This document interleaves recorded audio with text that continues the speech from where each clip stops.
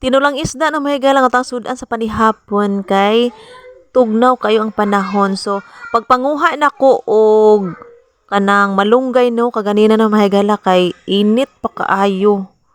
Init kay ang panahon.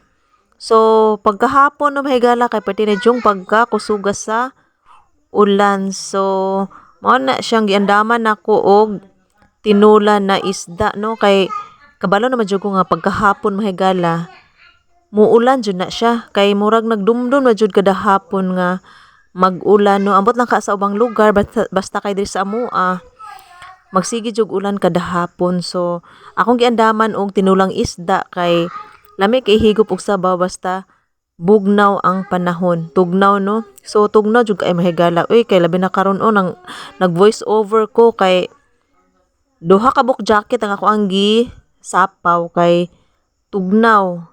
Dayon daghan na pud kay tang nasalod na tubig sa ulan mahigala unya. Ku ano kanang gamay na lang jud kay kog mga bulingon mahigala. Kung unsa ako ang amo ang mga bulingon karong adlaw so mao na po na siya ako ang labhan na pud no ugma mahigala kay para dili mo daghan ang ako ang bulingon nya kay sayang kay no nga to ang tubig kay gawas-awas na jud ang ato ang kanang gisaluran bitan ako sa tubig no nga amo ang baril diri kay gawas-awas sa tubig dayon naka-transfer pa jud ko og tubig sa amo ang laton. So mo nang ang amo ang laton no mahigala puno po siya din ang baril nga duha ka baril nako diri no mahigala puno sa tubig sa ulan. So ang uban ana no mahigala kay dili na ko maanam og gamit. So mo na siyang usahay ko naglamok dayon ipangyabo na lang nako no mahigala kay kanang dili ko ganahan anang kuanan siya sa lamok itlogan sa lamok dayon ang uban ana no ako na siyang ipang sablig diri sa gawas kay abog labi na og kanang kuan bitaw no mahigala kanang time nga muinit bitaw. So ang dapit diri gawas sa amo ang kay abog man so mo na siyang ianam-anam po nako og ano ako ang ibasa diri sa gawas sa amo ba kay para dili abog.